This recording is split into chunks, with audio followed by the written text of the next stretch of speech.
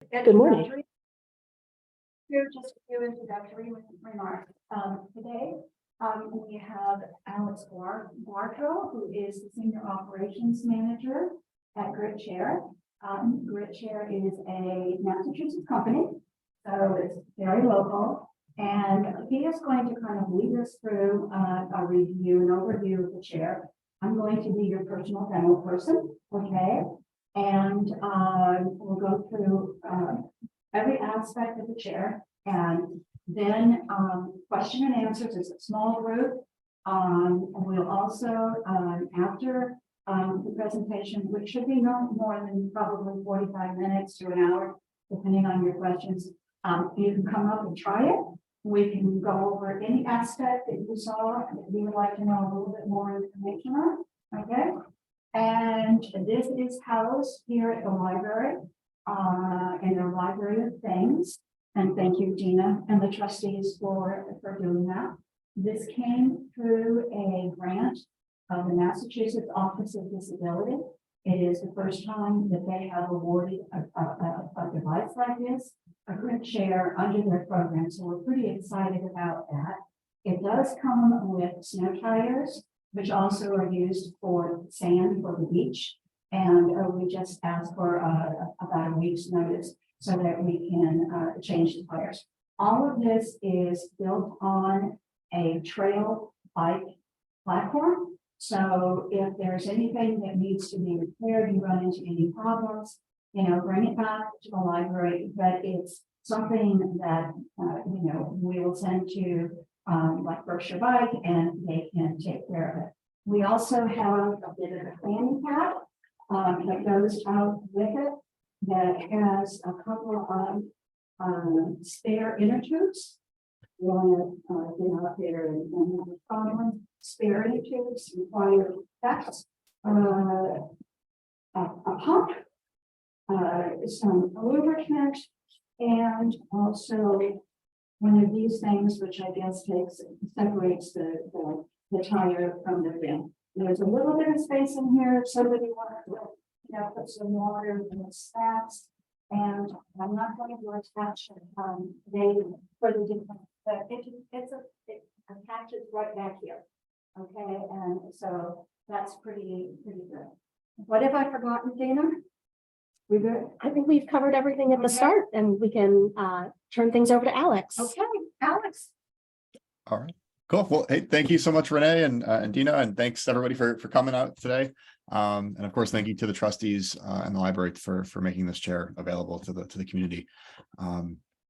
So today what I wanted to kind of cover is a little bit about kind of a background of Grit, background with the Freedom Chair, and then talk about how to use the chair, how to be safe in it, and how to have the best time possible in the chair. Really exciting that this is available right at the library. Definitely, we haven't necessarily talked with Rene about this, but we're hoping to use sort of your model as a model for other libraries around the country. We already have a fair number of conversations going on about that. So really excited about this. That's great news. But yeah, so I'm going to share my screen here. I have a little bit of a slide deck here. Ooh, Dina, looks like I'll make you a co-host. Yeah. Let me get you started.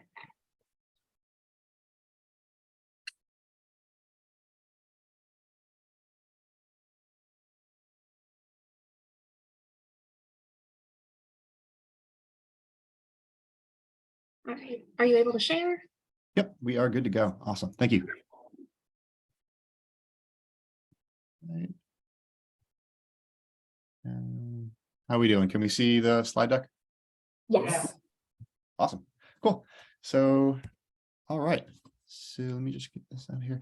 Awesome. So, as you know, speaking on behalf of Grit Freedom Chair, a little bit about kind of the history of Grit, why this chair came to be and how it came to be. Before the early 2000s, Grit, it was pre-Grit, so it was actually an MIT class project for a grad school program for mechanical engineers. That whole class was kind of revolved around just addressing mobility concerns as a vague, broad topic around the world.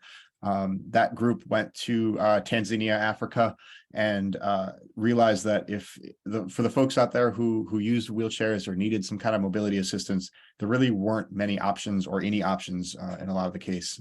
And folks were being carried and pushed around in wheelbarrows and just really in unacceptable ways to get around.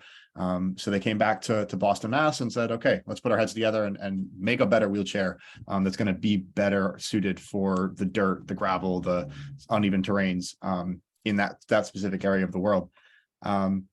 They prototyped and designed the chair, and there's a whole slew of kind of what I consider hilarious photos of early editions of the chair with levers as tall as your head and different versions of recumbent. But they worked out sort of the best possible design for ergonomic use, comfort, and then effectiveness on the terrain. And then after a few years of building this like really inexpensive version of the chair that was kind of clunky, but really was perfect for getting as many as possible out to these developing countries, the United States folks were like, hey, what about us? We want this thing too. We have kind of a different set of needs, and our bike shops work a little differently. And so the original team designed a chair specifically for the United States and European market, changing everything to be compatible with standard Allen keys, making sure that anybody can take, like Rene was saying, take this chair to a bike shop and have all the maintenance, the know-how and the tools and everything you could need right there in-house, so you don't have to go back to the manufacturer or us if you don't want to. We also wanted to make sure that you could disassemble the chair, because a lot of folks around here they have a car and they want to put their chair in their car and get to the trailhead or get to the beach or go to the mountains or wherever it may be. And that was something that really just didn't exist in the market, and still doesn't really exist in the market today, is a really easily disassemblable, I don't know if I'm making up that word, but wheelchair that does well on all-terrain areas. So so about 2015 was our first sale of the chair that we know today. And since then, we've come up with a number of different models for different levels of support. And that includes the Grit Junior here, which is about 2 years old now. And that's the very first in the world all-terrain wheelchair for kids. So it's been a blast working with all of the riders of the Grit Junior, and of course, any photo of a kid like Jackson here smiling, riding around in the chair is enough to kind of brighten the day. So we gotta go on to the next one here. So just a quick blurb and photo here. This photo is from one of the Spartan races that our riders have done with this chair. This is actually from the Paris Spartan National Championships that were held in Nevada a couple years ago. We worked with Spartan to create a specific version of the event just for adaptive athletes. So as you see here, we have an amputee, and then Carly in the chair is she has a spinal cord injury. But this chair has allowed them to get out there into the Spartan race, which is an obstacle course race that's really designed to test everybody physically, mentally, emotionally. And now they have the equipment that can be almost as tough as the riders themselves. And we're really excited to work with them. But I'm gonna pause for a minute and just say and just show you some videos of the chair actually in action out there doing its thing. So this is a short video. I'm just going to hit play and we can check it out.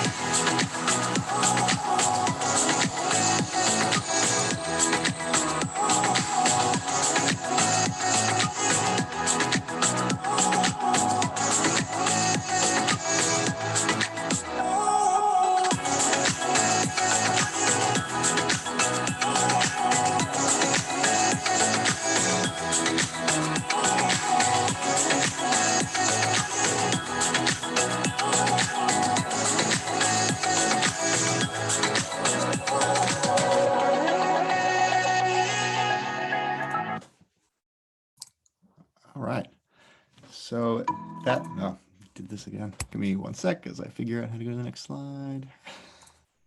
All right. So yeah, as you saw, the chair is designed to do a little bit of everything. So while there are dedicated beach chairs that are for sure going to be the best option if you're only on the beach, as we all know, if most beach trips involve the boardwalk, the beach, the grass, the trip to the ice cream shop, and this chair hopefully makes it easier to do all of those in one day, just like any of us who are lucky to kind of just get up and walk to wherever we're going. We want that same kind of freedom if you're using a chair. So I want to talk a little bit about how to, or some kind of the key aspects of the Freedom Chair that make it a little bit different, or a lot different than a regular chair, regular manual chair. It obviously looks not totally like your standard wheelchair because of that three-wheel design. That three-wheel design is there because of just balance and stability on uneven terrain. And having that front wheel in the front rather than the back allows folks to lift that front wheel when they want to and more easily maneuver around rocks and roots and pop it over curbs, when they're feeling comfortable to do that. So other than that, the big key differentiating factor is this patented lever drive.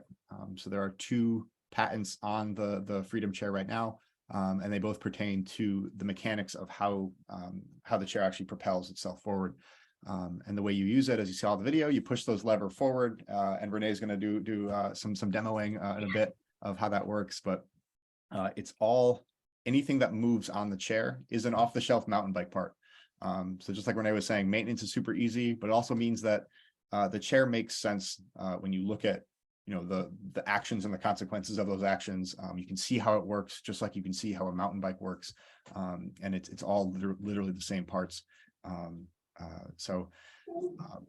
The advantage of the levers there is pure leverage. It's the most simple physical property there is, and it makes a world of a difference when you're using the chair, especially when the terrain gets tough.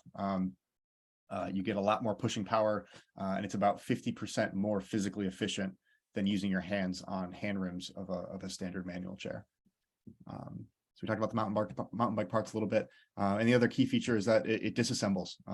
That was one of the problems that the original team had seen with the wheelchair market, particularly the outdoor wheelchair market, was to get those chairs to the destination, whatever that may be. Folks needed a trailer or some absurd vehicle to just bring their wheelchair to the trailhead. And that just seemed absurd. These trailers are many thousands of dollars. Not reasonable if the goal is to go on a hike or go to a park. So we really wanted to make sure that the chair was one that you could take apart, put into any vehicle. You don't need a Hummer to drive this chair to where you're going. I drive a Toyota Corolla and I put it in my trunk. It makes everything so much easier and accessible, which is of course the whole point. Cool. So who the heck uses this thing?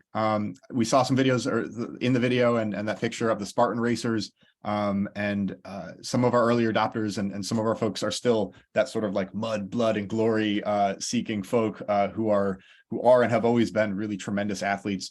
But that's really a small sliver of the folks that we work with. Most people are just looking to go around the neighborhood, go to that local park, go to that local beach. So we work with a range of diagnoses because it's just to be successfl in this chair. The physical requirements are pretty widespread, and you can work together. If a rider needs a lot of assistance, it's really easy to do that in this chair. So it's sort of, and we say this kind of jokingly in Grid, it's kind of a marketing nightmare because it works for so many people. We can't really target our ads to one group necessarily. Whether you're going to do a 500-mile El Camino ride across Spain, which a lot of folks do, or you're just looking to go to your mailbox or go enjoy your backyard, you can use the same exact chair. It's going to do the same thing. Again, really similar to a mountain bike. So yeah, now we can go into a little bit of how to use this chair and how to have some fun with it. So first things first, you gotta get into the chair. Transferring is obviously a hugely important part of being able to use any kind of equipment, adaptive equipment. looks a little different for every person. And our chair is a little bit different because of that long boom in the front that leads to that front wheel. But we have, like Rene had mentioned, there's just tons of videos on our website, and we'll show you how to find those to transfer in and out. But I'll just show real quick this video of Spencer. We met Spencer in San Diego a couple years ago. He's a T12 spinal cord injury. And this is how he does his transfer. This is my transfer.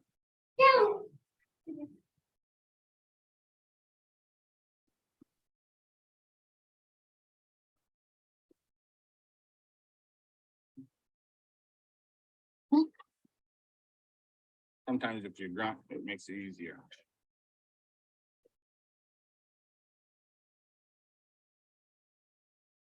Voila. Perfect. So it's as easy as that. And of course, it looks a little different. You know, a lot of folks will use a 2-person, 3-person transfer, depending on what they need.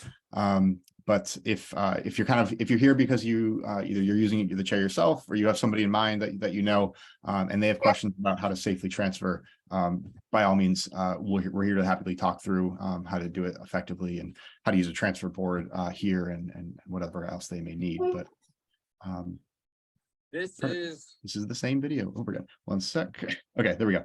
So once you're in the chair, now we want to get those levers into a good usable position.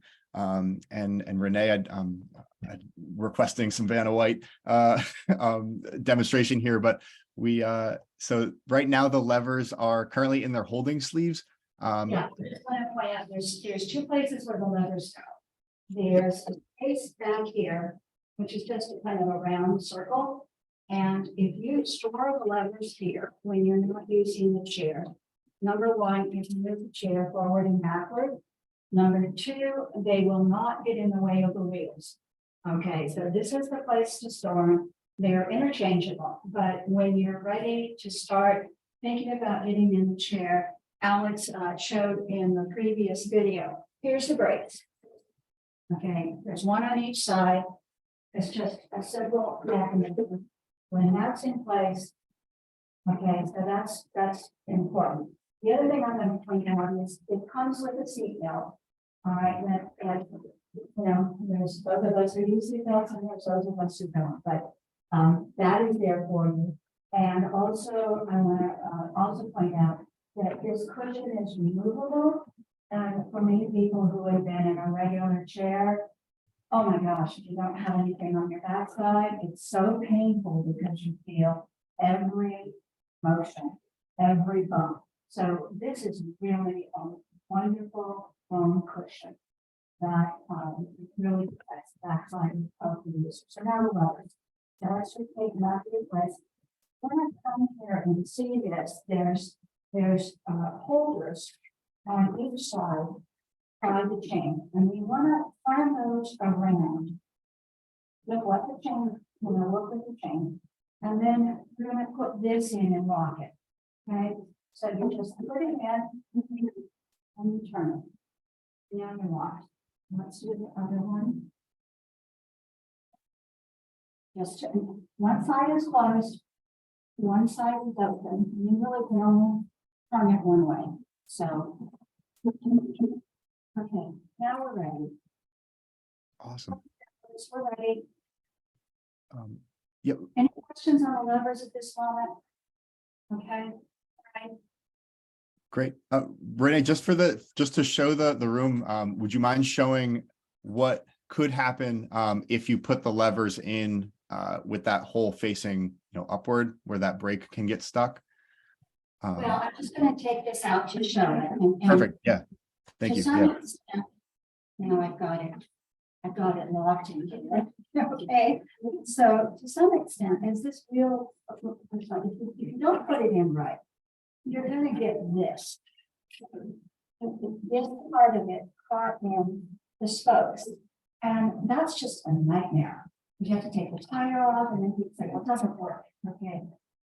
That is something that some people who came in and kind of worked on it a little bit before we really knew completely what we were doing. That was one of the #1 complaints, and it's totally avoidable. It's just totally avoidable by putting the lever in correctly. Okay, and taking it out, correct. Is that sufficient, Alex, or? Yeah, that's perfect. Thank you so much. And this is definitely, of course, you don't have to deal with these levers when you're working with a regular manual chair. So it's definitely a kind of a different process. Like Rene had said, actually, Rene, could you just pull on the trail handles back toward yourself to show how far back? So the chair does not go backward when those levers are in. And this is why this is really important to be able to. I've got a break. It's also happening. Oh, okay. Extra 30. It's not gonna go down. And the reason, sorry, go ahead. Go ahead. Okay, so the reason the chair doesn't go backwards is what we don't want anybody to do is to go out there independently, go halfway up a hill and say, oh, my arms are tired, I need a break, and then roll back down that hill. It's terrifying. So that hill hold feature is a conscious design feature. And then if folks want to say they do need to go forward and backward because they're inside or they're stuck up against the root, what you can do is remove one or both of those levers and then just move those wheels independently, hands on wheels, just like a regular chair. I think of this as kind of a double brake system because there is the other brake. Yeah. So Yeah. just turn this over and put it down. I think I'm ready to join your company. Perfect. No. Yeah. I gotta have to do my volunteer work, but I've just really become so thrilled about this chair. Okay, what's next? Awesome. So before we go to the races and start breaking speed records, I want to make sure that everyone feels confident in stopping and braking when you need to. So Rene, before you go forward, just pull back really, really tightly and you can show that friction brake. Perfect. Yeah. So what Rene's doing right now is we call it the hugging method. That's sort of option number 2 for if you need a little bit more oomph, a little more braking power. Hugging it does really well. Primary braking is going to look like what she's doing right now, where she's holding the levers nice and high, holding her hands nice and high on the levers, and then pulling back. It's as simple as that. And Real question. yeah, so the higher your hands are on the levers, the more pressure you're going to be able to apply. You can certainly brake with your hands or lower, but you're going to get a little bit more, less friction. So Alex, talk about the footrest. Sorry? Can you talk about the footrest for a moment? yeah, absolutely. So the footrest is adjustable and removable. For folks who are usually between about 5'2" and 6'2", that current footrest is going to have the adjustments to be comfortable. We do have other foot placement options too, but we'll show you in the sort of the disassembly process, like how to actually take it off. It's really quick. Yeah, so if a lot of folks who don't need the footrest, they will just remove it completely and have that clearance underneath them. And for younger riders, a little bit younger than the one that's shown in this picture here, but we do have options where you can put your feet up higher so they're not dangling and kind of in the way there. Also, then Velcro strap that you can strap your feet in. Perfect. Yeah. All right, so let's the fun part, actually going forward. So yeah, Rene's going to push both levers forward. Perfect. And that's going to right now where her hands are on the levers. So that see, they're nice and high. She's sort of in first gear. That's where you're going to want to start when you're just starting from a standstill. But as she picks up speed, she can drop her hands lower and get some power, get some speed. And we'll talk a little bit about hills. She's definitely an expert at this point. She knows what she's doing here. Yeah. So the other thing we ought to keep in mind with how to actually push those levers forward is keeping those lever strokes short and quick. You don't have to go super quick, but you want to keep it short. And the reason short is important rather than really long sweeping pushes where you're kind of like bent over forward is a lot of folks don't have the trunk control to lean all the way forward. And B, what you're doing when you're pushing those levers is you're keeping up with a spinning freewheel. Just like if anybody's ever been in a bicycle top speed, if you pedal, nothing happens because you're not catching up with those spinning freewheels. Keeping your lever strokes nice and short and quick and keeping your back flat against the seat back, just like Rene's is right now, is going to be the best position. Awesome. So that's forward motion. Turning, of course, is going to come up. There are a couple ways to turn. A standard turn. Yeah, so Renee's going to do a sharp turn right now. So she's pulling back one lever to stop that wheel and then just pivoting right around with that other lever. That's the way to make the sharp turn. And if you're just kind of rolling and you want to take a gentle coast left or right, you can just keep pumping both levers, but pump just the one that wants to send you in the direction you want to go. So push your right lever forward to go left, put your left lever forward to go right. And then what a lot of folks can do is they will alternate their lever hand positions based on the terrain. So one thing we see often is folks who are riding on the street, they have to deal with crowned roads, side slope. A lot of roads are designed to have water run off toward those gutters. Great for water, but really inconvenient if you're in a wheelchair. So what a lot of folks will do is they'll drop their lower hand down on the lever to sort of be in second gear, and then keep that other hand nice and high and keep pushing both, and the power will balance out and you can keep on that straight and narrow. I'm demonstrating the radius in terms of possible. And really trying to do it. Yeah. How much you hold whenever hand back. Love it. Right? Oh, I didn't hear that last part. I'm sorry. Oh, no, I was just talking, I live in here. Oh, okay. Awesome. So this slide is just talking a little bit about the difference of hand positions. It's sort of what gearing looks like with the Freedom Chair. You don't change gears like you would on a mountain bike, but you just move your hands up and down like we were just saying. If you ever look at a video, one of the videos that I'll show you later about just kind of a long video of somebody using the chair for a while, their hands are often moving up and down sort of as the terrain changes as they roll over it. But it's as simple as that.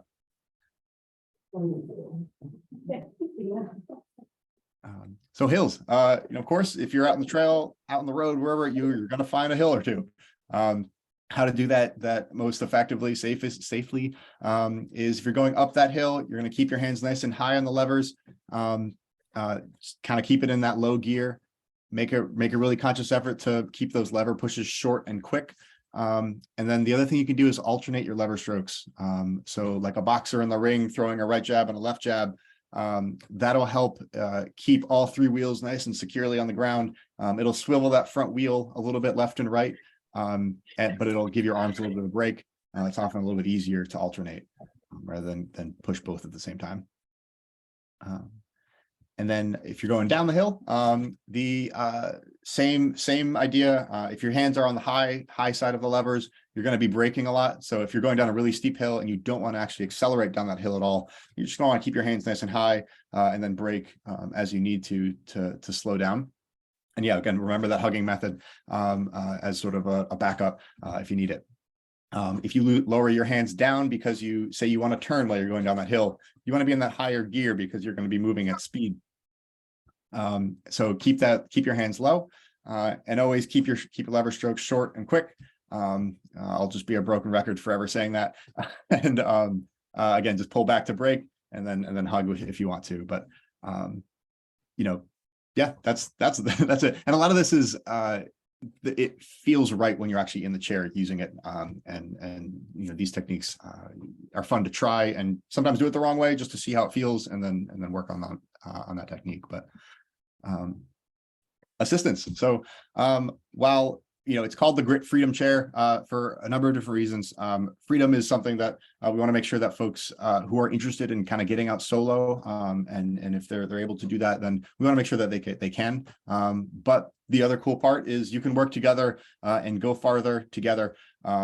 We have groups, oh my gosh, we have groups that do Mount Washington once a year. We have groups that do Mount Beardstadt in Colorado every year in the chair. And then we have folks who just go, they go out with, there's two girlfriends in Texas I know that go out there and they like their fitness CrossFit folks and they just go out and do 5Ks together and do their workouts together. But wanted to just kind of point out the fact that when you're assisting somebody in the chair, you're going to be probably using those trail handles that Renee's holding right now. Those are adjustable up and down. You do need an Allen key to adjust those, but it should be a nice, comfortable position to push.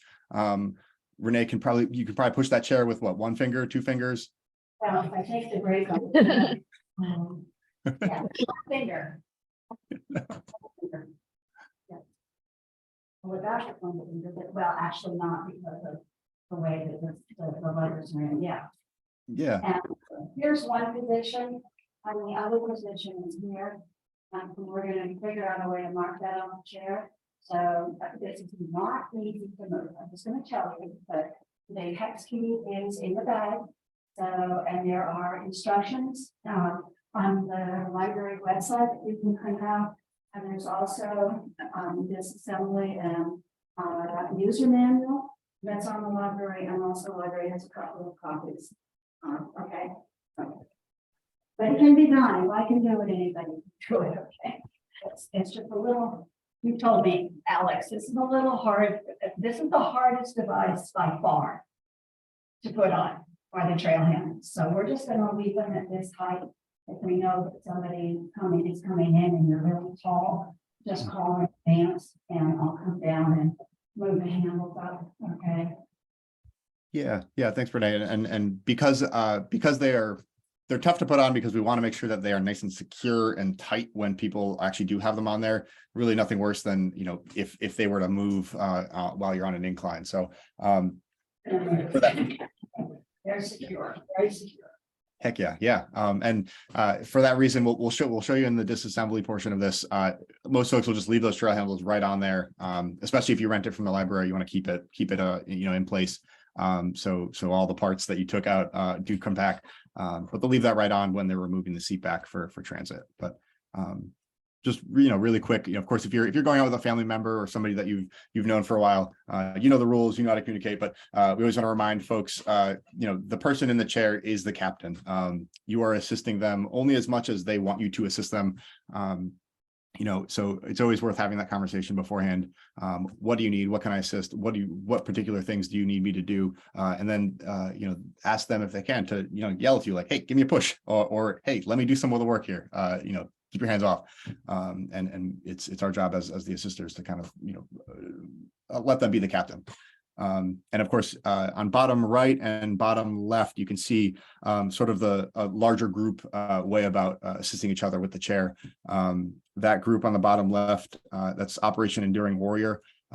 They have these masked riders. These are all veterans, and they the masks represent all of the fallen soldiers who've been forgotten. But they work together and do these Spartan races and other races together as a big team.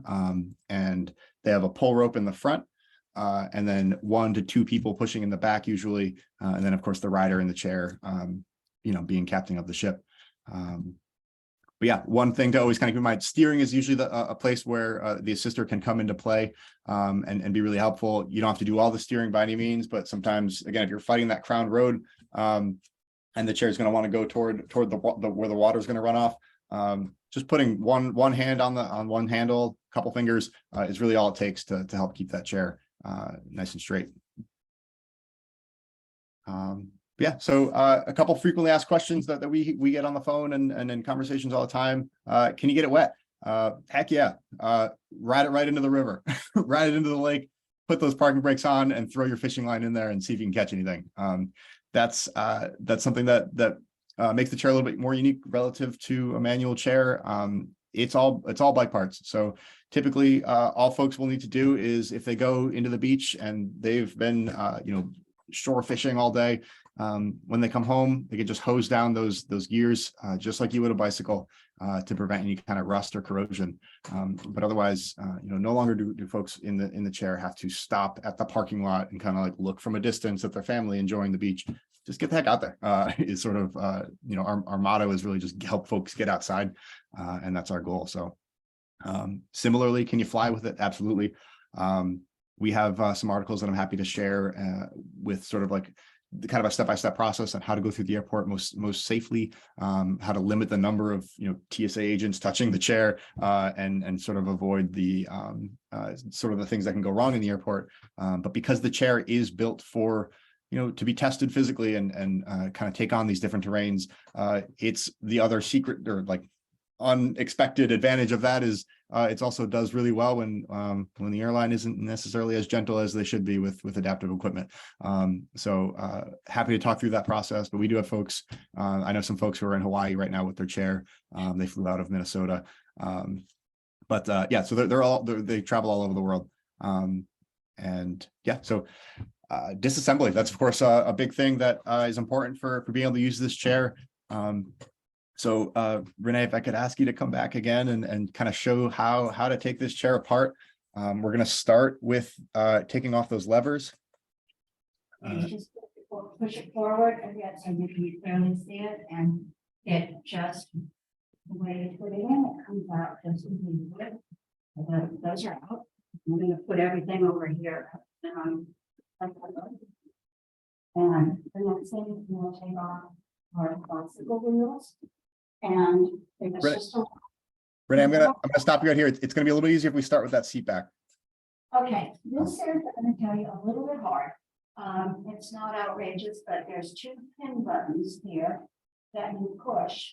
And sometimes I wish I had a third one, because I just don't have as good a luck with using those pin buttons in.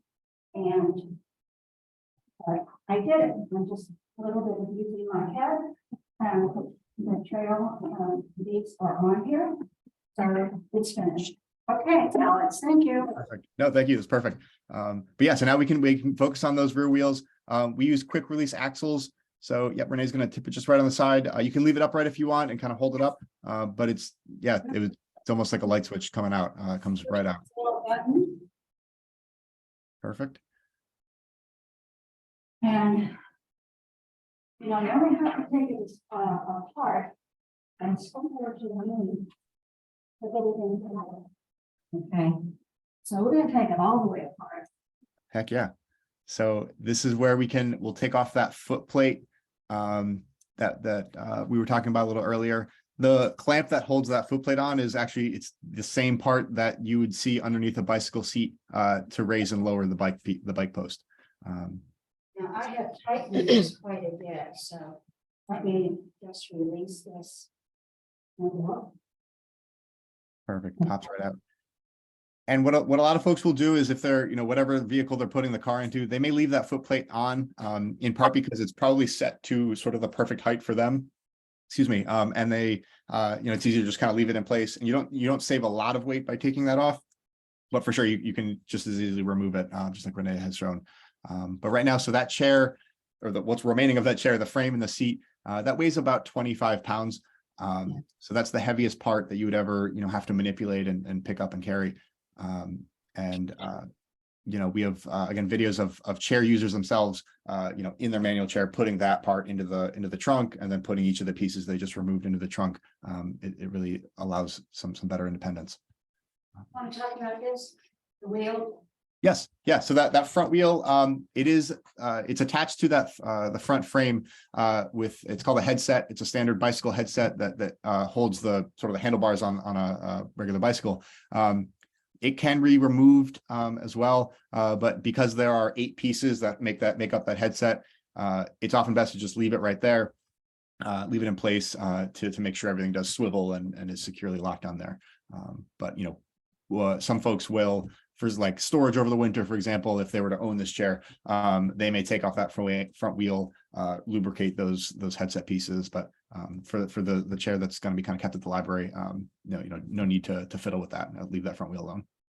Alex and Rene, I just wanted to point out, so when users want to check out this chair from the library, our staff will be able to take it from our storage area, bring it up to the lobby, but it will be your responsibility to disassemble the chair and put it into your vehicle. We're only able to assist with the checkout process.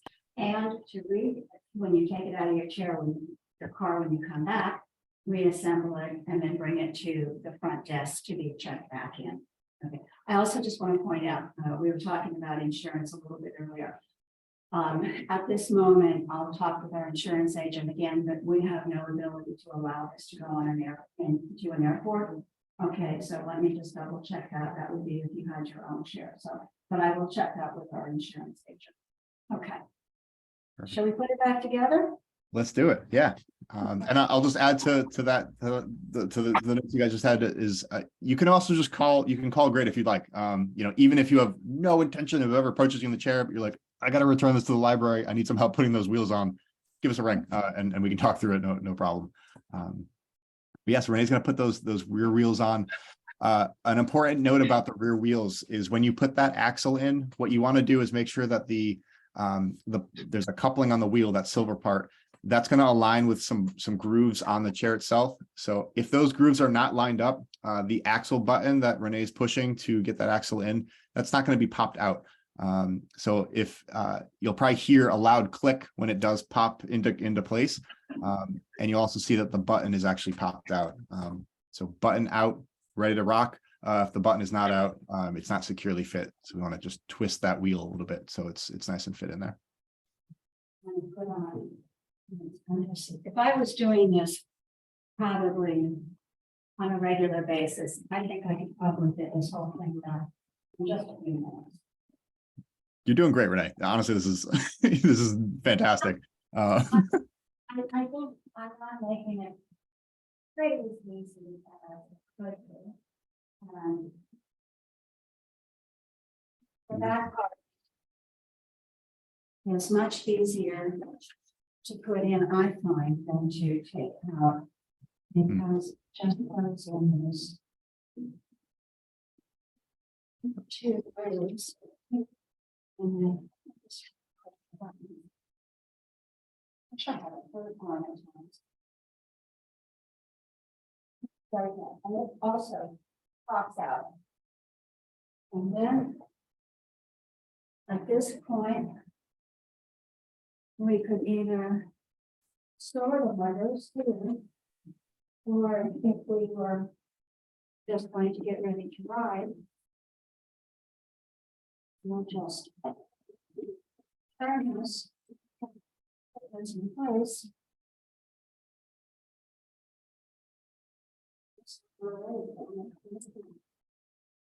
ready to go. Heck yeah. Awesome. No part left over. No stress. Okay.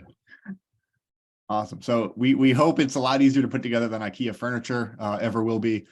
We use that as our benchmark, but nice and quick, and it gets a lot easier if you've done it a couple of times. And so, yeah, real quick, I just want to talk over. Of course, this chair being available for rental at Sheffield is fantastic, but a lot of folks will just want to own one of their own. They are absolutely available. And we do have a number of ways to help folks, make ends meet to afford this chair.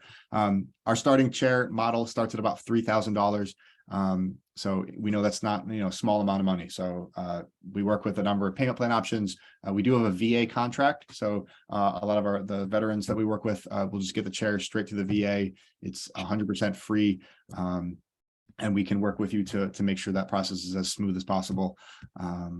But yeah, so real quick, I'm going to show you just our website in case you want to peruse, after this, some kind of key points to check out.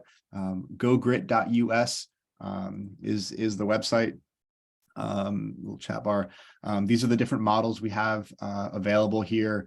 Sort of 3.0 is what the Sheffield library has here with the accessories of the trail handles and the foot strap. Spartan's what a lot of folks were using for those Spartan races. It's reinforced in a couple ways for, it's really designed if you like run into a rock, you'll be fine, and really extra fortified in a number of ways for those specific environments. The Pro is great for additional support. It comes with a different seat back for folks who need that trunk support. And then of course the Grit Junior for our younger riders. But when you go to our website, I think the first place that I'd recommend starting is learn more here. And then Rene had mentioned some of the videos under Seat in Action. You can see the videos. Most folks will order the chair, who are purchasing the chair will order it kind of sight unseen. So we want to make sure that we have kind of all the resources as possible electronically to help folks see it. But all kind of videos of it being, just general use videos, different terrains, We have a whole blog series where one of our earlier riders went camping with it, went all around the country with it, and she recorded her journeys in it to kind of show what it's like to actually be out in the world, outside of a showroom, outside of an office, and actually using the chair. And then tips and tricks videos as well here. But you can also check out some of what we talked about, how it works, the specs. We work with a number of programs around the country who offer the chair for demos. This is just some of them here. And then, testimonials, of course. And we're also very proud of our support team, which is, I suppose, sort of a salesy thing to say, but we really know that one of the other differentiating factors with in the adaptive space is that the customer service is generally just abysmal. If anybody's ever been on the phone with a medical device company, it's almost like calling, the Comcast or something. It's not great. So we really make sure that when you call us, you get a human, you talk to a human, and you get human answers and honesty. That's one of the kind of the key tenets to what makes grit. So, and to that point, I really mean if you have any questions, even if you have no intention of ever purchasing, you just want to learn more about the chair, give us a ring. We'd love to talk. We also have a lot of YouTube videos out on YouTube. Exactly. Yeah. Thank you. If you go to any of these videos, it'll take you right to our YouTube channel, and you can see more videos than you could ever ask for of all kinds of things. Pretty impressive. And so that's my whole spiel. Wanted to thank you everybody for your time and kind of open up the floor. If anybody has any questions about anything that we just covered, bring them on. Yeah, for the Grit Junior chair. Yeah. What are the kind of weight, height, or my son's 4. I just didn't know if that's appropriate chair for him or. Yeah. Absolutely. Yeah. So the Grit Junior, the first measurement that we always ask for and sort of the most important one is seat width. So we actually do have a couple of 4-year-olds who are actually using the chair right now, but seat width of the Grit Junior, they can be as wide as 12 inches. When they sit down, it's the widest part of their hips. 12 inches is the widest you can go with the Grit Junior, and you can go down all the way to about 8 inches would be sort of the smallest we recommend at that point. So and then if sort of to kind of put the rest of the spectrum into perspective here, so 12 inches would be the widest for the junior chair. To step up to the sort of adult size chair, we're looking at about 13 inches. And then 16 inches, 18 inches, and 20 inches are the widest we go for. If your son or anybody is sort of like in between those sizes, we have accessories also that can angle the levers inward to be more comfortable, angle them outward to be more comfortable. Whatever may be important for that individual rider. Alex, is there a weight? What's the weight on the junior? Yeah, great question. So 200 pounds for the junior, 300 pounds for the adult models, except for the pro model, which is 250, but 200 for the junior. I think the adult has a minimum weight of 88 pounds. Is there a minimum weight for the junior? There's really no minimum for any of them. Okay. So if what we have seen is if somebody is very on the shorter stature side and they're in an adult chair, we do have some options as far as you might want to add an extra cushion underneath them to get a good ergonomic, comfortable position with the levers and make sure their elbows are clear from those rear wheels. Every body is different, right? So everybody who's 6 feet is a different version of what 6 feet looks like, and torso and legs are all different sizes. So all of the accessories that we have, and we have about 35 different accessories. They exist for 2 purposes, which is specific comfort needs and then performance modifications based on sort of the adventure that you want to go on. Other questions? Okay, I think I'm going to invite people to come and try it. Okay. Alex, let me just ask you a question. Yeah. Do you recommend or not recommend anyone in a Grit chair having a child in their lap?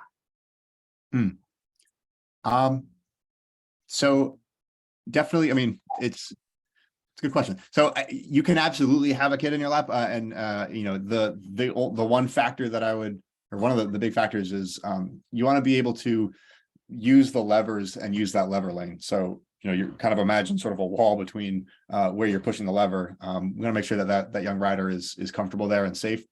You can widen the seatbelt also if you want to just strap each other, you know, strap both of you in with the seatbelt.